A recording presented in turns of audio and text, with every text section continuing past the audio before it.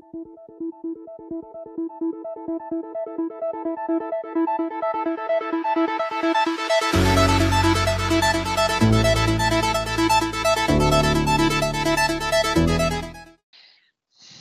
and welcome to our 14th episode of the unofficial SAP on Azure video podcast. Today is October 22nd, and together with Robert and Goran, we are here to talk about anything related to SAP on Azure. Hello, everyone. Hi. Our special guest today is Ralf Klahr, who will talk about Azure NetApp files later on. But before we switch over to Ralf, let me, as always, quickly share my screen and we talk about some of the news from this week. So the first thing that I want to start with is an announcement for cross-region restore for SAP HANA using Azure Backup. So we talked about having Azure Backup as a functionality to do native backups for the database. So we have this backend certified interface to the SAP HANA database, which we then can use together with Azure Backup to backup also an HANA database. And now what is possible is that you can do cross-region restores. So obviously, I think, Robert, you had talked about this in the past, where we talked about how Azure Backup works, where we have these paired regions. And so I can obviously do a restore or a backup from my SAP HANA database from one region to the paired region. And typically when there was a failover or when there was a disaster, then we would have switched over to this paired region, and you could have spun up your database there or your SAP system there. And now what we have is this possibility that you can actually trigger the restore anytime in your second region. The concept is based on a recovery service fault. So in recovery service fault, so this is a container where your backup is going to be deployed. Yeah? And this recovery service fault, you can define its local redundant storage, which means in one region, or geo-redundant storage. That was before. Now we have option to geo-redundant storage read access. Yeah. So you have three options. So you can select for recovery service fault which option you want to take. So when you have this geo-redundant read access, then you have an option to trigger actual restore in another region. Yeah. So now we also have support for these two databases to be able to recover in other regions. So you don't need to wait to disaster and then test. Now you can test actually when you have it already there. And that is one of our customer that I'm working on really requirement. They are doing DR between the West and North Europe. So, and they want to use the Azure backup for HANA in this case. And actually, this is basically what they ask for. So cool. Nice. So now it's available. Now you can. And it's SQL Server as well, not to forget. So which is used a lot of in SAP context as well. Yeah. A lot. Right. Lot. Yeah. For SQL and HANA. Cool. Good. So the next thing that I want to talk about is a beautiful blog, or actually it's really a tutorial by Apostolis about Power Automate and how you can use the automation function of Power Automate to also automate an SAP GUI, for example. So the idea is obviously that with Power Automate or the Power Platform in general, you have this low-code, no-code functionalities, and with Power Automate you can automate a lot of different steps, like listening to incoming emails or to things that are happening on Twitter and stuff like that, and then trigger something and then execute some steps. So you could call an API from the API Business Hub, or call an API from the SAP Graph, or there are some SAP connectors to call BAPIs and stuff like that. And what Apostolis is focusing on is that you can actually use also Power Automate to automate the SAP GUI. So let's say you have some legacy SAP systems that don't have API access, where for whatever reason you cannot obviously connect to an OData service, or you cannot even connect to a BAPI or an RFC. Then what you can do with this step here is you can automate the actual SAP GUI. So you can start, launch the SAP GUI. You can. So you're sending events actually to the GUI. Yeah. So. Correct, and it's really nice. So we can use the scripting functionality that is built into the SAP GUI anyways. And with this Power Automate functionality, we're just automating these inbuilt scripts, so to say, that you have in the SAP GUI, and it's really nice.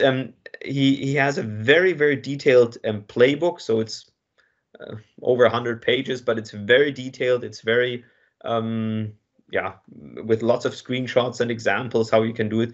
It's really a beautiful scenario, and I can highly recommend if you are looking into Power Automate, take a look at this automation script as well. So weekend is in front of us, so this is nice reading over the weekend. Yeah. 100 pages. Yes. absolutely. No, it's really powerful. I think, nice. And obviously, if there is an OData service available, I would definitely recommend to use the OData service. But if you have some legacy applications that you cannot automate, or you cannot touch your SAP system because it is in maintenance mode and whatever, and you're not allowed to activate some RFCs, then going via the SAP GUI is really a beautiful option, and it's a pretty powerful story that extends the whole Power Automate processes, I would say. So check this out; it's really good. Cool. Then one other thing that I stumbled across was typically when we talk about SAP on Azure, we always talk about running your NetWeaver systems on Azure, that we have a lot of certified HANA virtual machines where you are really allowed to run HANA workloads and stuff like that, where we have different scale outs capabilities for NetWeaver and stuff like that. But this blog here, or this document entry actually on docs.microsoft.com, talks about running SAP BusinessObjects BI platform on Azure. And it's a pretty detailed guide again that outlines the different, actually there's a nice architecture overview here that outlines the different components that you need to build up your BusinessObjects platform there. And then it guides you through the different steps. Obviously there's this official guide from SAP, but then here we really have some detailed Azure specific instructions that help you how to do the sizing, how to set the database and stuff like that. So it's a really nice document that talks about, for me at least, not the typical stuff. So I'm very familiar when it comes to NetWeaver and as for HANA and the HANA, the classic SAP environment, so to say. But now this one talks really about the BusinessObjects BI platform, which I thought was quite interesting. And maybe, same with me. We're typically thinking when it says SAP equal NetWeaver or equal ABAP system, so to say.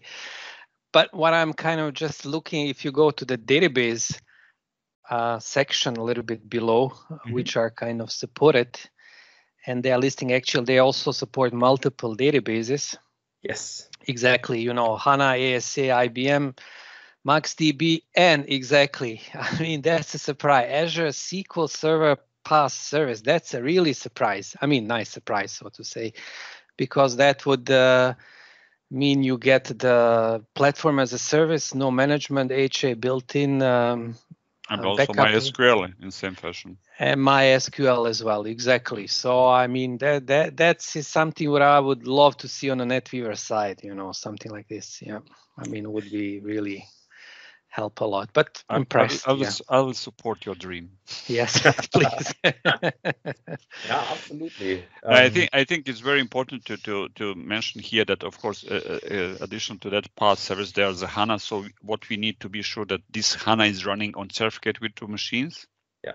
And there's no official SAP BusinessObjects certification. So we can use much broader options regarding virtual machines, but our recommendation is always to use already certificate machine, for example, for NetWeaver, because we tested with SAP scenarios.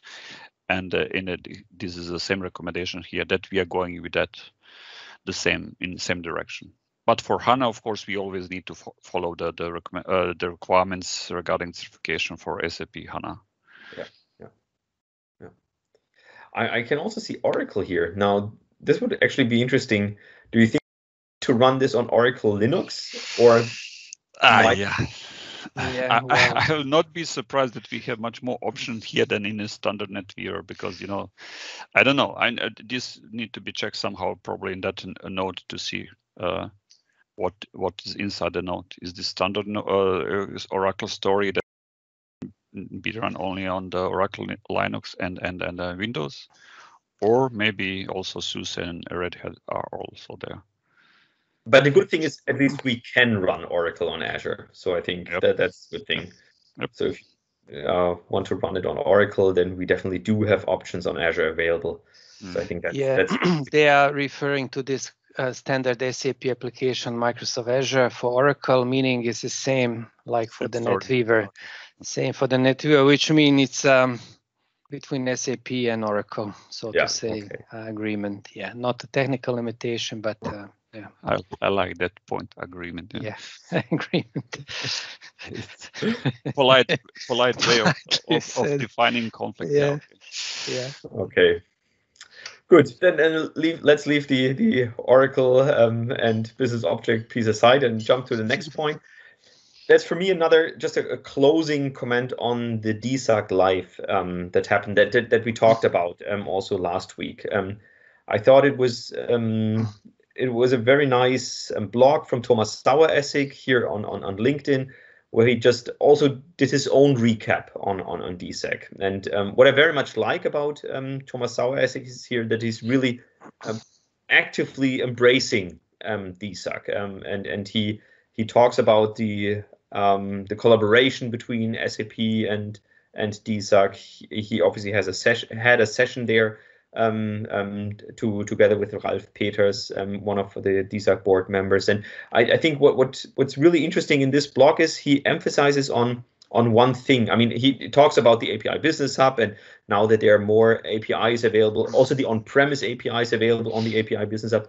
But I think one thing that he highlights, and this is really something there is a lot of criticism between DSAG and SAP, is this whole roadmap topic. Mm-hmm. Where he really highlights again, well, with the Roadmap Explorer, with the different influencing portals, with the customer engagement initiative, SAP is really trying to listen to the feedback from DSAG, but obviously the feedback from customers in general, like how can they really gain the trust again. If you remember, I think it was last year where the survey of DSAG clearly showed that there's little trust in the roadmap from SAP, that DSAG is very critical when it comes to, well, SAP is good, but we're not so sure about the roadmap.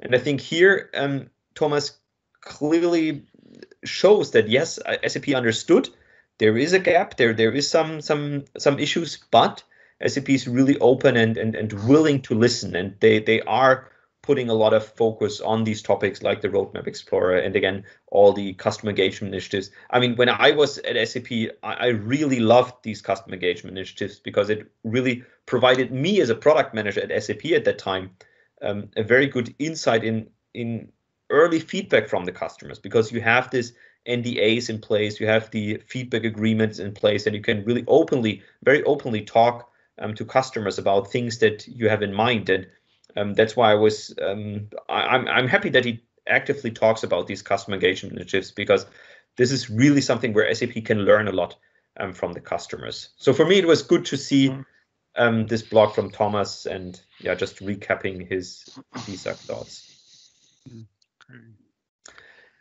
Good. Then one last thing that I want to talk about, since I also had one session at DSAGLive, and one of the things that I had mentioned was that SAP or Microsoft is really, with this Go Local initiative, really trying to be where the customers are. So we have the region in Germany, obviously, which is important for DSAG.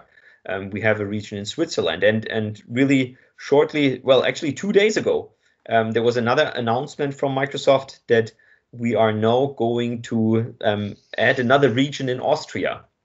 So this blog here talks about this new region that is supposed to be created or opened in Austria, with Microsoft Azure, Office 365 or Microsoft 365, and also my favorite Power Platform.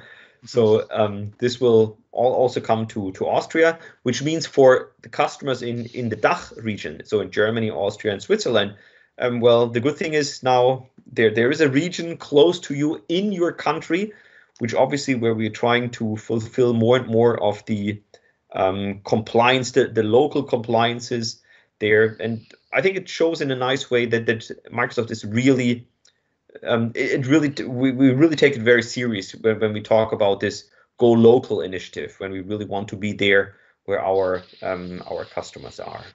Yeah, and that would fulfill any kind of country requirements, security requirements, which many, especially government customers, are looking for, plus the physical closeness of the Azure data region to a customer is always a plus, right? Because it's the network latency is also better. So I mean, it's really nice to see how those new Azure data center are popping up like mushrooms all around the world.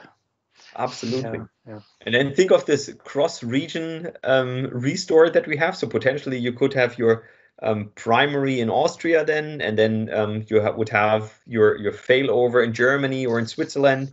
And I think, I mean, especially for us in Germany, I think it makes a lot of sense. And obviously SAP is very strong in the DACH region there. So I think that makes a lot of sense. And yeah, we'll definitely help a lot of customers. Maybe to explain what DACH is.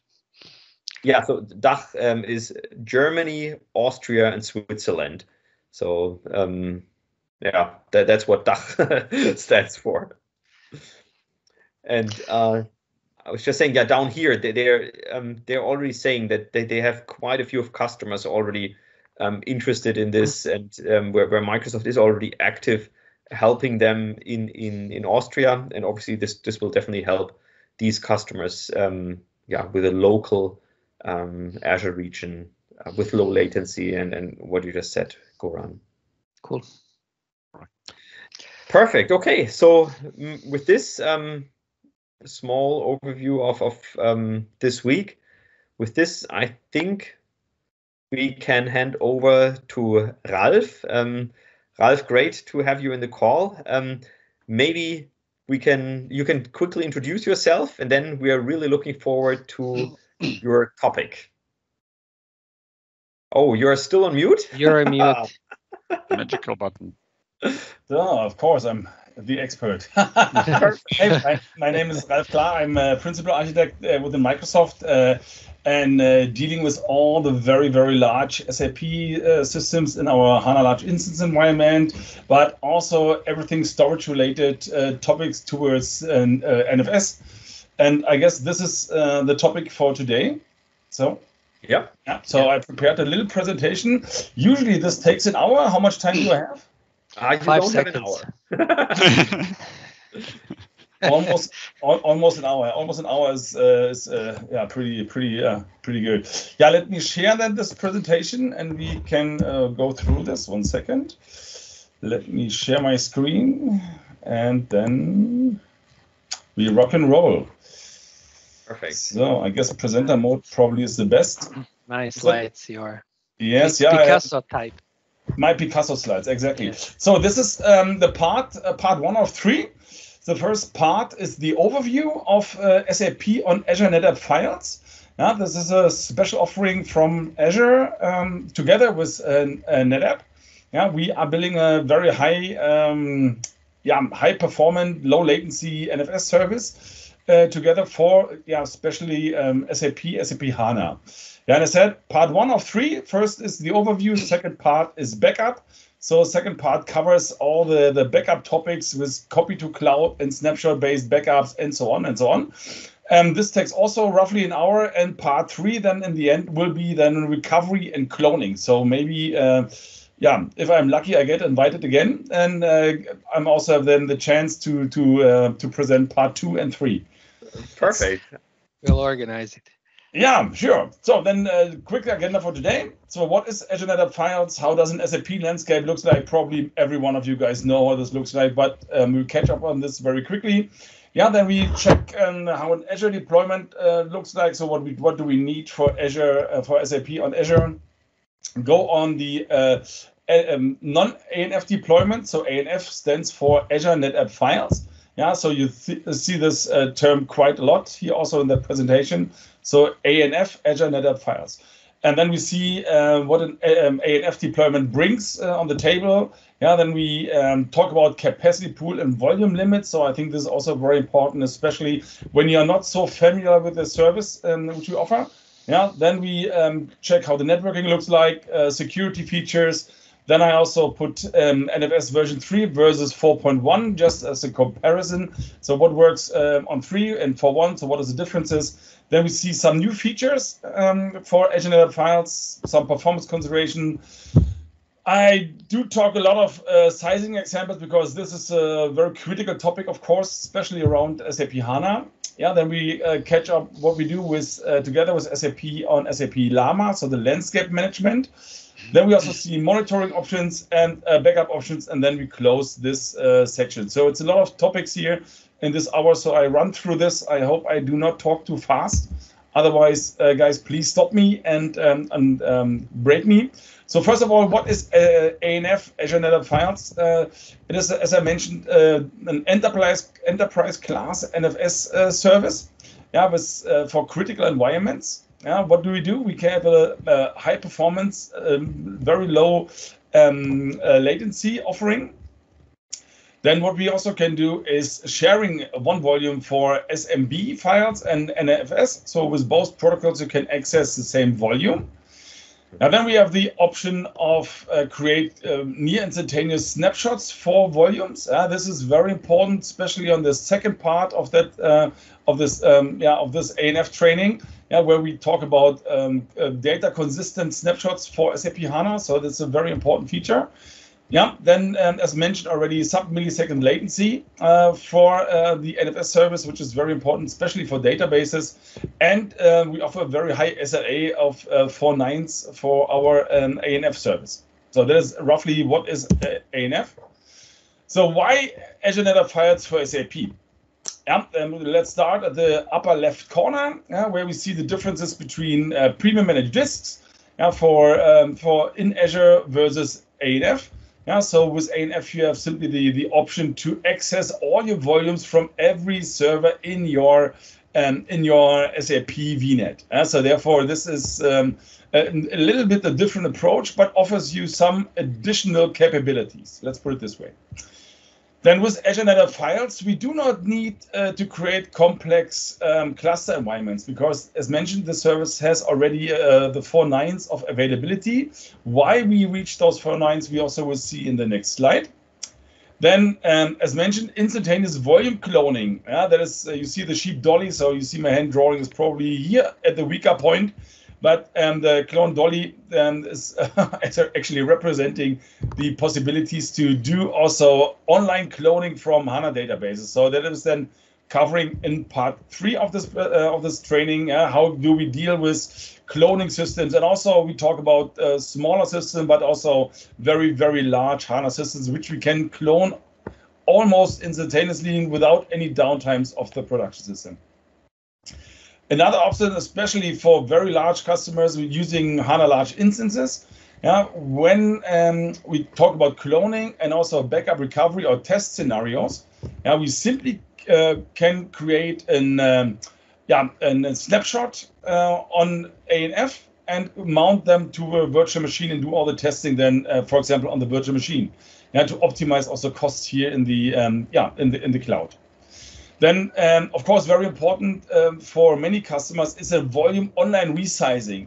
So simply say now you need more space on the data or log space or whatever volume, you simply go in the portal and say instead of 1 terabyte, now this volume is 4 terabytes, and instantaneously, without unmounting or anything else, you see a 4 terabyte volume on your operating system. So no downtime for the apps, right? For the no downtime for the apps, exactly. Yes, on the fly. So that's very important. So you online increase your the volume I think for many customers this is also a very important feature as well.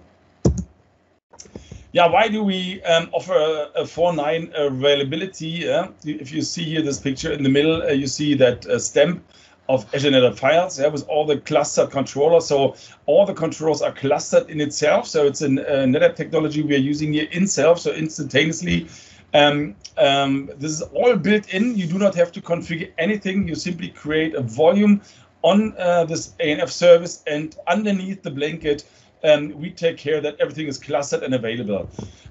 For the disks, we work with RAID DP. DP is RAID double parity, so we have double parity in this RAID environment in the backend, which is also which protects the data. And also very important is that all the data on the disk is encrypted by default. Yeah, so our ANF service itself is encrypting the data on the disk, at rest. So therefore, this is also a very high secure feature here. And of course, regarding that part, we are using which key? Our infrastructure key, or customer can also bring your own key? The customer can also bring a key for that encryption. Nevertheless, we always use so far the NetApp internal key. Okay. Yeah, so usually the customer does not apply any encryption key here. This is all internally done from NetApp. Then, of course, we attached those stamps to different power lines, power supplies, and of course, the network is also very highly redundant. So this all together brings us to an SLA of 4 nines.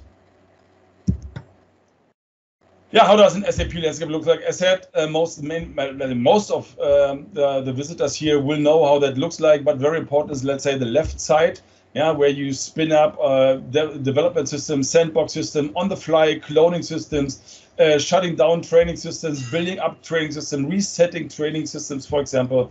Yeah, and then last are support to your quality assurance systems. Yeah, those quality assurance is the next point of interest, because those quality assurance systems get refreshed from the production system very frequently. And herefore, again, that all mechanisms around Azure NetApp Files can help to lower the effort what the customer needs to do those system cloning, system refresh from the production side towards the QAS systems. Yeah, and of course, then at the end, those transports from the QAS systems goes over to the production landscapes. Yeah, we also support scale-out environments here for SAP HANA, because we rely on the secure features for NFS 4.1. Because with 4.1 and NFS locking, we are able to secure the environments as well on the fly without creating any other HA features around this. Yeah, what do we need to run SAP HANA on Azure? First of all, we need a certified virtual machine OS combination for SAP workloads, especially for SAP HANA. So this is a second qualification layer we have to fulfill. Then, of course, we need a very fast network with a low latency. And last but not least, the storage. And here the customer has choices of premium managed disk, Ultra disk, and also Azure NetApp Files. And also very important to know is that also for the storage, we have to fulfill special KPIs from SAP to be allowed to run production systems here on our storage environment. Yeah, now it's a little bit chaotic, that slide, but I hope we get through this. Customer comes in via an express route or site-to-site VPN into Azure, and usually we have a network, so the hub VNet, where the customer lands when he enters Azure into a gateway, or let's say a maintenance or a service VNet, so to say, and then we have a peered VNet to the SAP subnet. Yeah, and here you see those 3 different subnets. For example, the DB subnet on the right side, the application tier subnet, and also the delegated subnet for Azure NetApp Files, which we always need. Then we offer some DR options as well. So if you now get a second region, then we look also to the right side first, where we see the HSR, stands for HANA System Replication. Now this is an internal HANA option to synchronize systems also cross-region, and in this sense, since you are going to a different region, this is usually done asynchronously. Yeah, then of course we offer Azure Site Recovery application tier. Yeah, and last but not least, which is coming now, the cross-region replication for Azure NetApp files, which also allows you, for example, to automatically shift log files from one side to the other to have a, let's say, better DR scenario available also here on that side. Yeah, how does a non-ANF deployment looks like? So when you're not using Azure NetApp files, for example, you need to create a cluster to have those shared services available. And usually this is done with a pacemaker cluster on Linux.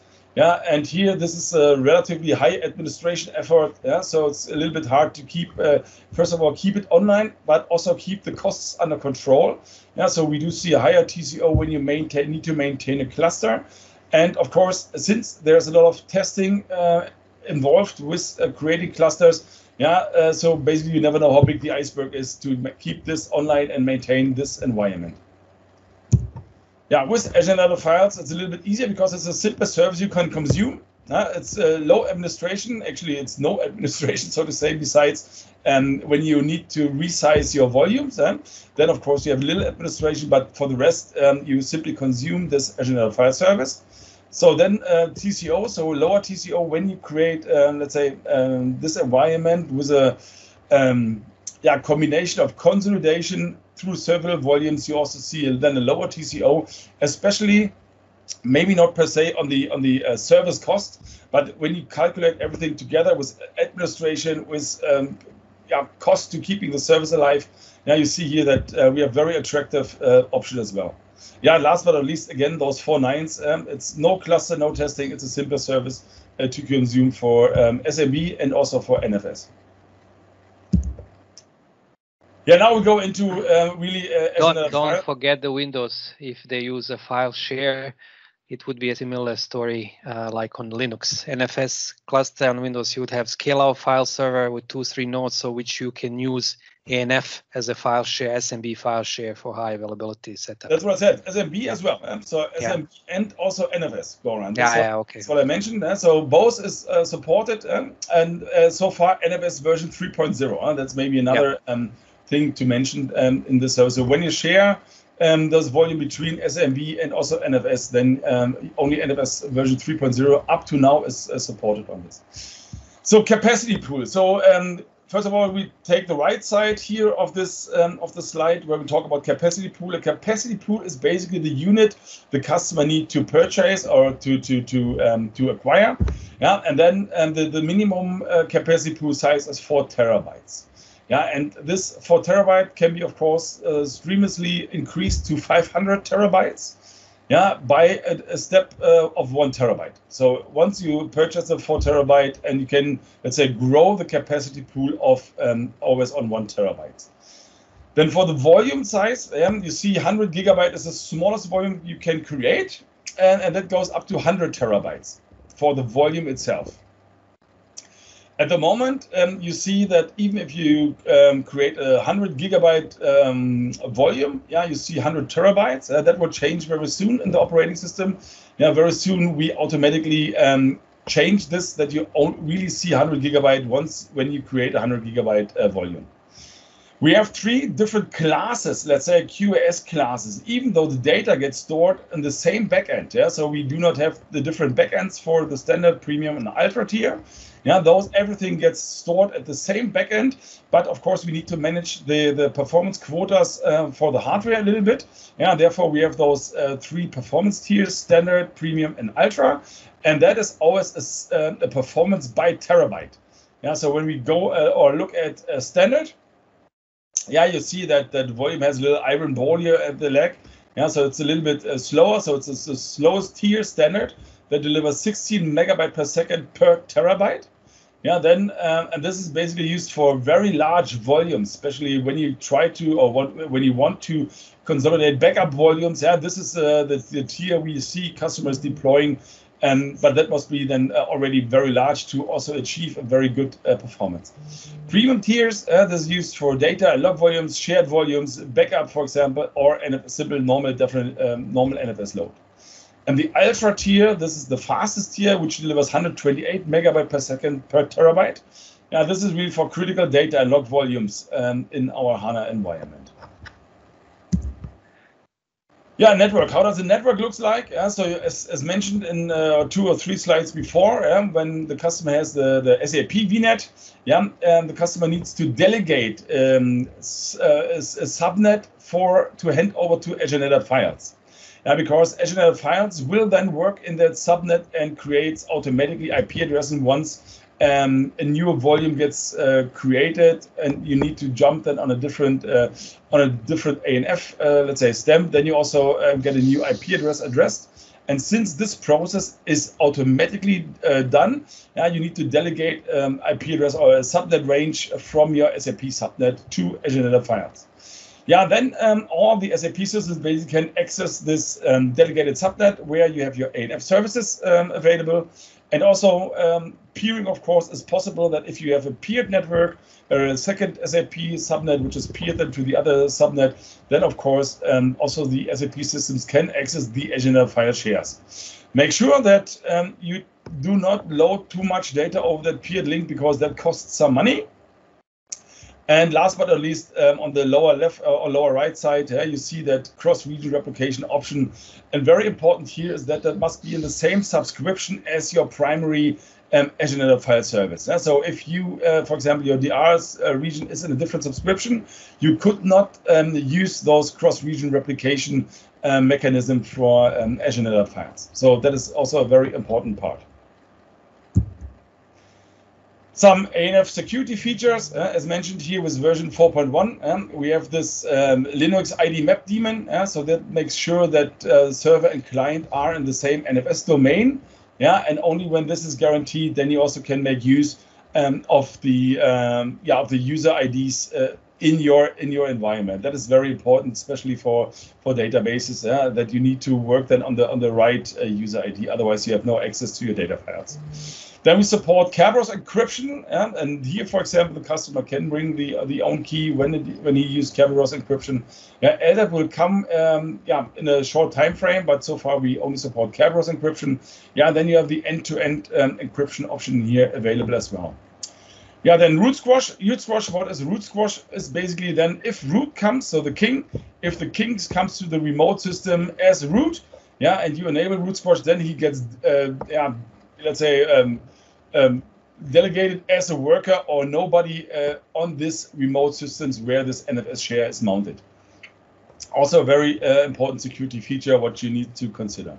Last but not least, export policies. So you have the option to allow access to a certain IP addresses only. For example, if you with those export policy, you can share, let's say, a subnet to those to be able to mount those ANF files, but also you can limit this to a special IP address if required, and then only that IP address is able to mount those ANF shares. NFS features 3 versus 4. So with NFS version 3, we have a stateless connection between the server and the client. With a stateful connection in 4.1, server and client has a much closer communication towards each other. And with version 3, we have a single operation, RFC operation called per operation. And in 4.1, it's already available that it's a multiple operations per RFC call. So that, of course, optimize also the network throughput then from in 4.1. As mentioned, very important file-based locking. This is especially for scale-out environments very important. Version 3, as mentioned, we have a stateless communication between server and client. So when that NFS server is creating a file lock, because the client has opened one file in the ANF volume, and then the client, for example, disappears or gets rebooted or gets shut down, then the NFS server still is keeping that NFS log, because that NFS server doesn't know about the status of your Linux server, for example. In 4.1, as this is a stateful connection, that it's a least-based file locking. That means if that client doesn't respond back in 30 seconds, the NFS server is simply open that file lock and removes that file lock, and let's say another client is able to open that file. This is simply, and that is a big benefit of having this in place for HANA scale-out environments. Last but not least, file delegations. Not least, another slide is also coming, but file delegations also very important in 4.1 because you can address the delegations to the client that the client is open and closing files, and this also is reducing, let's say, the noise in that network with NFS 4.1.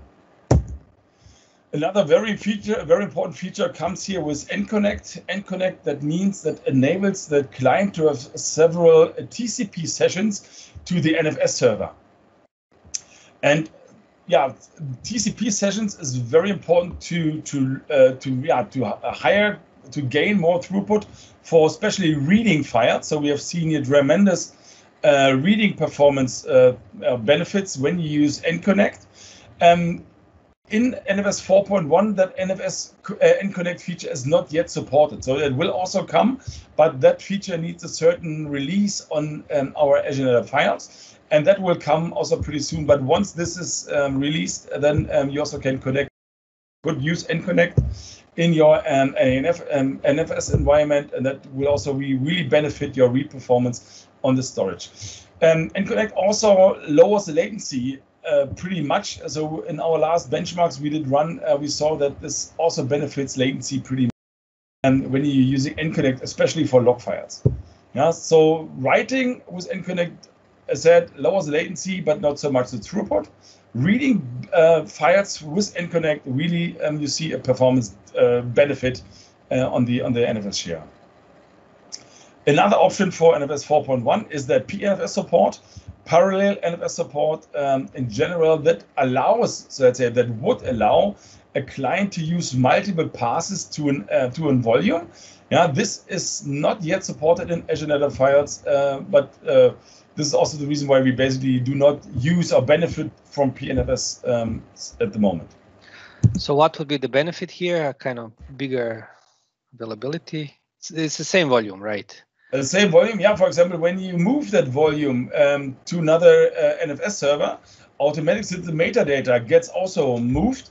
That means that the mount point then automatically gets redirected to the right NFS server where the volume is located. Yeah, so that's a big benefit of PNFS. But as I said, at the moment, this is we need to look into that how we support this.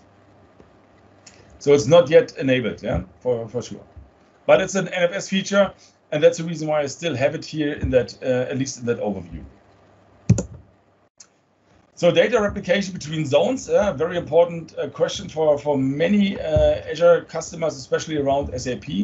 Yeah, so in Azure, we will offer in a very short time frame the Azure File Service with zone redundant storage.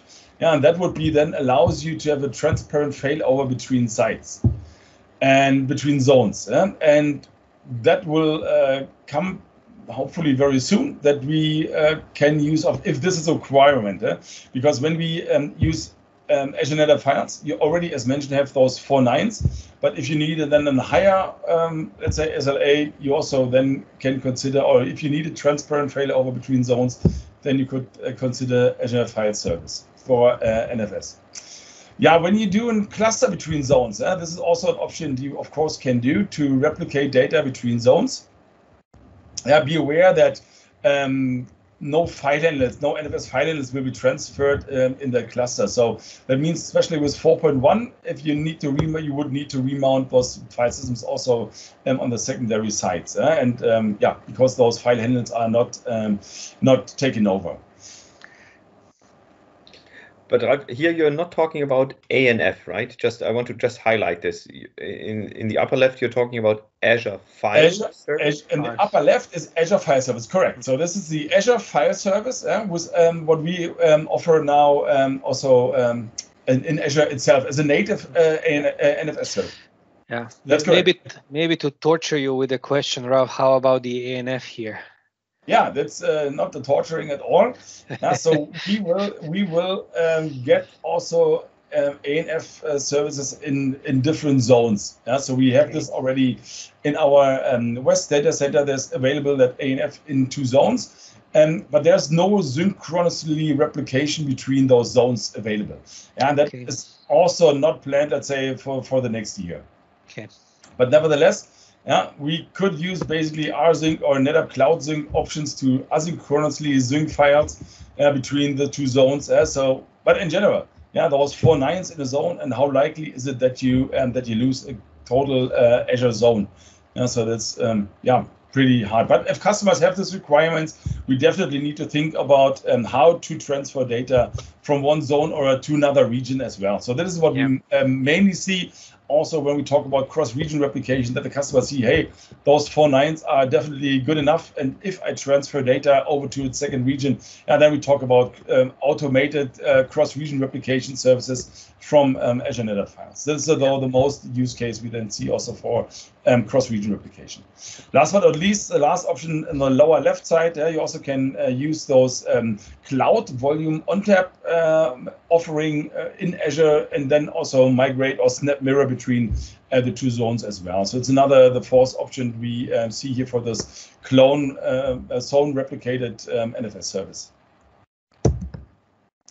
Scale out support, as I mentioned here, N+1 with NFS version 4.1. So this is simple out-of-the-box service. Yeah. So if you have let's say a master of 2 worker nodes and a standby node, the standby node is usually sleeping and waiting until he gets activated. Once one of the HANA server has an issue, then of course the worker immediately takes over the persistence layers from the failed service. And that master name server that will then initiate this failover to that additional HA standby node. That is the process how that basically works, and that is totally supported and working out of the box for NFS 4.1. Some new features for Azure NetApp Files, as I mentioned, the automated snapshot policy. So you can select and create automated snapshots, for example, hourly snapshots for your shared environments, where you have no data files which you need to take care of. So you create automatically snapshots from your, let's say, more static NFS volumes. So that can be now automated as well. Then we get a very interesting feature, that dynamic volume service level change. Yeah, that means if you, for example, have a database on premium storage, and for some reason, because of performance, for example, you need ultra performance immediately, then you can very fast select and move that premium volume over to the ultra capacity pool. Of course, then you need to capacity pool and an ultra capacity pool. Yeah, and once you have those 2 capacity pools, you can move the volumes from one pool to the other. Pay close attention, when you have a volume in ultra and you would like to move it back to premium, that can take up to 7 days until this volume is back in premium. Goran, but it's possible to do it. Absolutely. This is the reason why there's a smaller file, a smaller arrow underneath that hourglass. Yeah, that means it's very fast to move the volume from premium to ultra, but then it takes a longer time to move it back to premium. Okay.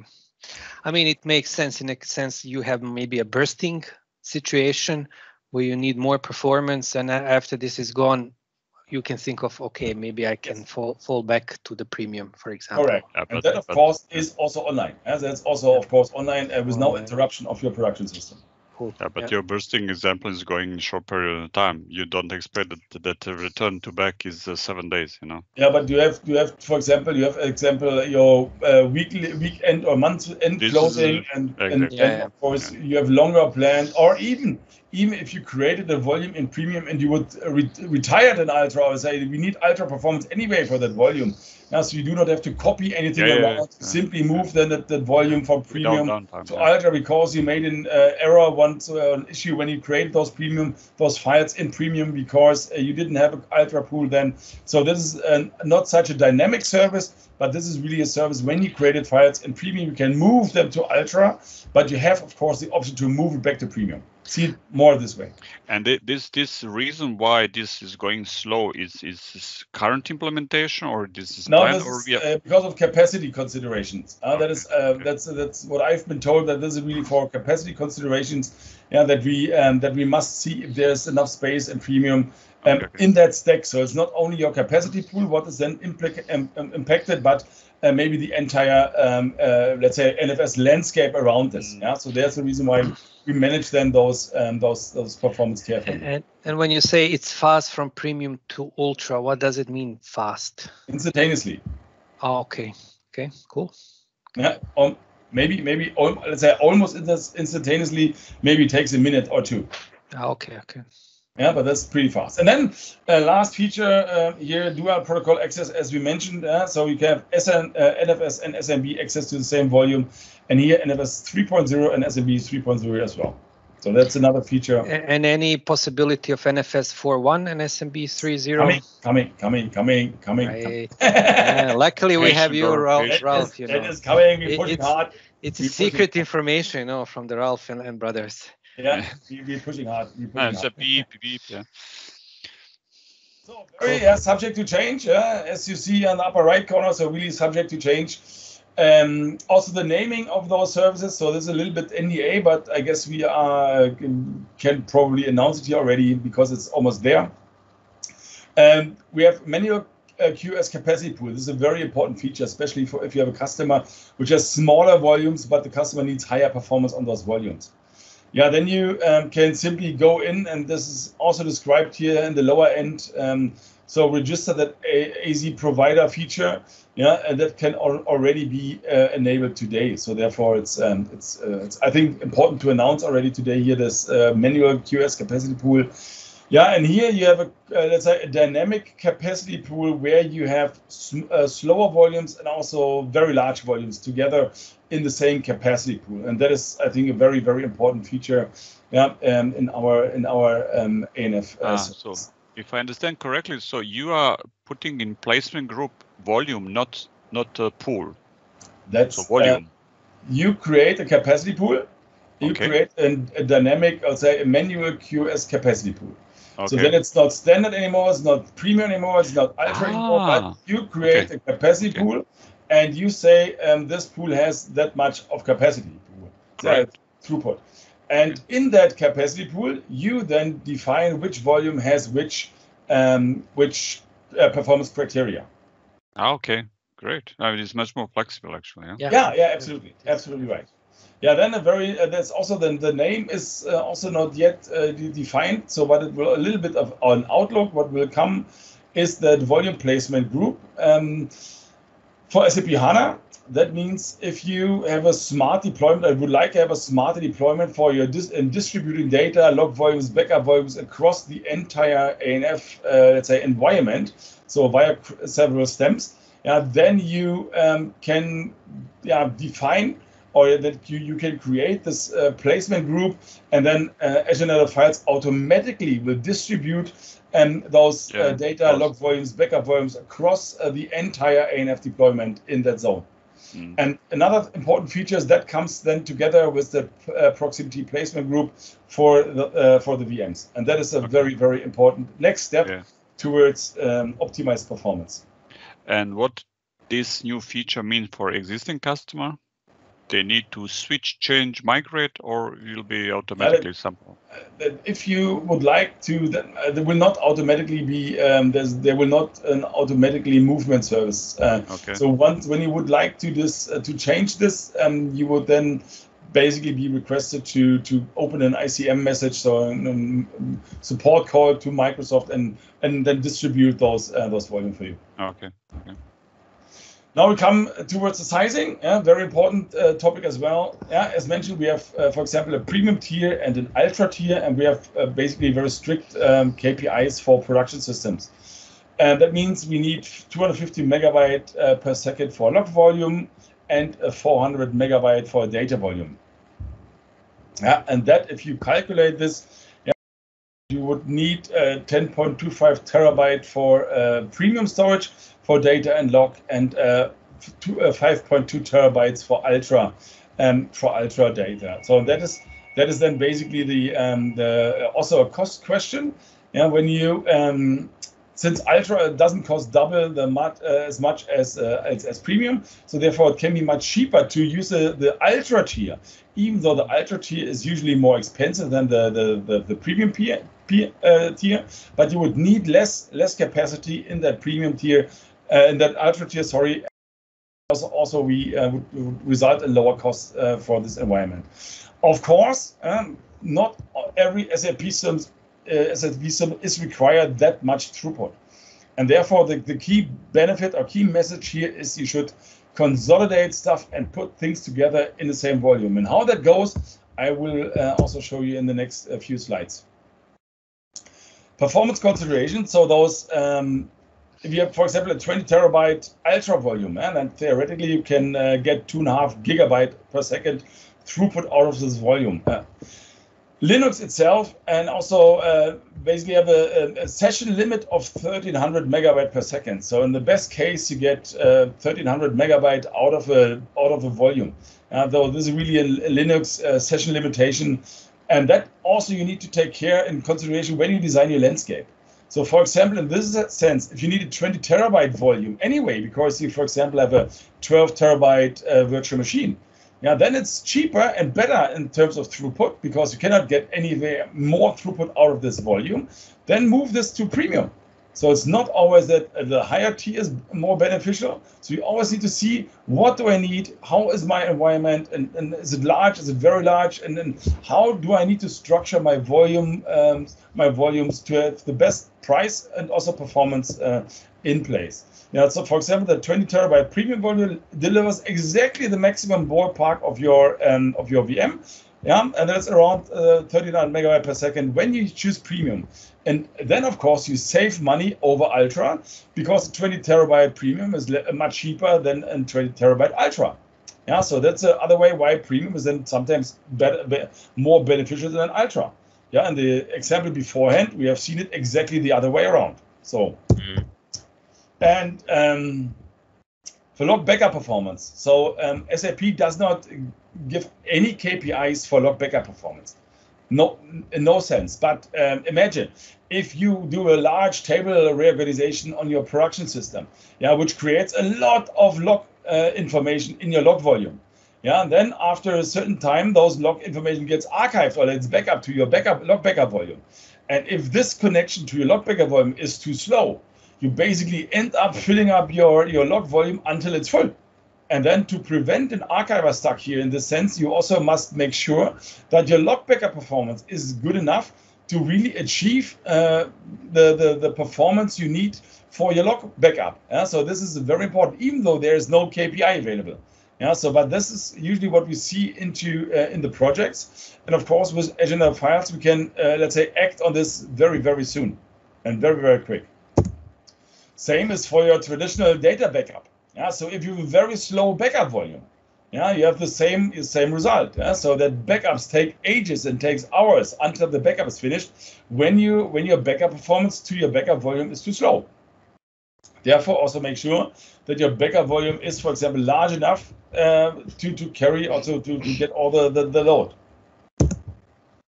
This is now a customer example where the customer had a 76 terabyte backup volume, and I looked at it and say, hey, but you pay by far too much for your premium backup volume. Then we created an 80 terabyte backup volume on standard, which costs, instead of $460 a day, only $250 a day, as an example, and that moved to customer $70,000 per year. So that's the reason why the customer always likes when I'm showing up. Consolidation, as I mentioned, consolidation is key here with Azure NetApp Files. Imagine you have log backup volumes and data backup volumes for every system, like you do usually on premise. That you have 5 terabyte premium log volume, 5 terabyte premium data backup volume. If you consolidate this together to 15 terabyte, for example, because that would cost you exactly the same. But you have 3 times the performance. And this is never the case that all, let's say, your SAP systems are creating the same amount of log write at the same time. So you also benefit here. So make sure that you consolidate backups volume in that landscape, and think about how can you best make use of larger volumes to have much better performance as those traditional implementations. From what you see here on-prem. This also now reflects in a larger SAP landscape where, for example, if this is a HANA landscape, then also with very small training systems, you can also share your data volume. Yeah, then of course, if you share a data volume, it's not possible to do a snap revert. Yeah, because when you do a snap revert, you always revert the entire volume. And if you have, let's say, 3 systems working on the same data volume, then you would revert all 3 systems, and you would then need to recover all 3 systems. But for those smaller systems, I would anyway recommend using a single file restore and not a snap revert. Yeah, so if you have an issue on one of the systems, simply copy the data out of the snapshot to your data location and you're good. So you do not have to use a snapshot-based backup. That, of course, comes in place when you talk about very large QA and production systems. Because then you see also here that the data space is always kept by itself. Yeah, then you make use of snapshot capabilities and snap reverts and also cloning mechanisms. Yeah, and therefore you benefit here, of course, when you do not share your data volume. But of course, you could share your log volume and your HANA shared volume. Because also here, you can live with a single file restore and you do not have that big amount of data anyway located on your volumes here. Yeah, so therefore share volumes benefit from higher performance, and especially for log and backup volumes here underneath, this should be anyway shared at all. LaMa Support, as mentioned, we work very closely together with SAP to support also Azure NetApp files here for SAP LaMa, so Landscape Manager. Yeah, and what we can do simply is here those start, stop, relocate of those SAP instances, and also total automated system copy and refresh, totally automated with SAP LaMa. Monitoring, another feature. This is actually for free. That's a very good message. You only need to let's say pay for the log analysis and the collector VM. These are the costs for your monitoring, and really I highly encourage you to look at those monitoring features we offer in Azure, because especially around Pacemaker, SQL Server, HANA database, SAP in general, yeah, so this really gives you a very, very deep information about CPU consumption, memory consumption, disk consumption, table space, let's say, and development. And also your network is totally and very nicely monitored here by this Azure monitoring features. Actually, in a previous podcast, we had Tobias Niekamp talking about. That is exactly the right guy. Yeah, perfect. So there's no better address than Tobias Niekamp for this topic. Yeah, absolutely right. Last slide before I hand over to Holger again is the backup options you have. Yeah, so the default NFS backup, of course, is available. Yeah, and Azure Backup is also now supporting Azure NetApp files. Not yet for backup consistent databases. Yeah, so there's no mechanism around AZ Backup for SAP HANA, for example. But you could use Azure Backup for, let's say, copying those static files away from ANF. Then Commvault IntelliSnap version 11.21 is supporting Azure NetApp files. There's a script available on GitHub from NetApp with only basically no support, but you can also leverage the script if you would like to be on yourself and manage everything itself. And this script also, for example, take care of maintaining the HANA backup catalog. The same is now the ASIC Snap. This is a fully supported tool from Microsoft. Yeah, and that supports HANA large instances and also ANF with the same tool. And that is at the moment a private preview. We hope that that gets available in November as a public preview, and that really also has the end-to-end possibility to list snapshots, to create snapshots, to revert snapshots to a volume for ANF. Yeah, that's another. So a lot of nice, interesting features are coming with ASIC Snap, and ASIC Snap, for example, also takes care of course, the SAP HANA backup catalog, and also all the log retention and all those log deletion, which is also important to keep your environment healthy and always up to date. So this would mean, thank you. You can use for the HANA large instances where the NetApp is used as a storage, but also you can use for the VMs which are using Azure NetApp file there as well, right? Absolutely correct, Goran. Exactly, this is how it goes. So one tool, one size fits all. And by this, I hope that was interesting for you guys. And I checked my screen. Thank you very much for the long time here. Thanks. Gosh, that was really great. Thank you so much. And I loved really your presentation with all these icons. And I know. Wait until you see part 2 and 3. Exactly. Exactly. So I think this was a perfect setup for part 2 and 3, which we will definitely also have here. Yeah. I think for the next calls, we have some other special guests already planned, but then you're definitely on the list for one of the next podcasts, where we can then continue with part 2 and then definitely also part 3. So thank you. I think that was really, really helpful. That was a really good overview, and it was fun listening to you. I think. Oh, I hope so. That was great. Thank you very much. Guys, I need to cook now. Barbecue is still on. Bye-bye. Okay. Guys, take care. Bye-bye. Bye-bye. Thank you for listening. Bye-bye. Thank you. Good. Yeah, I think with this, we're also at an end. I think it was good to have Ralf in the call to give a first overview of ANF. Maybe for the listeners, if you have questions, send them over to us, and then we'll make sure to ask Ralf the next time he shows up and when he continues with part 2. But I think that was already a really good start. And we had there some new information, leaking stuff as well. So exactly, he has a long tongue. First so year exclusive. It's our session. Yeah. Good. Okay. Then I think that's it from our side. Thank you very much, and we'll talk again next week. Thank you. Bye. Thank you. Bye.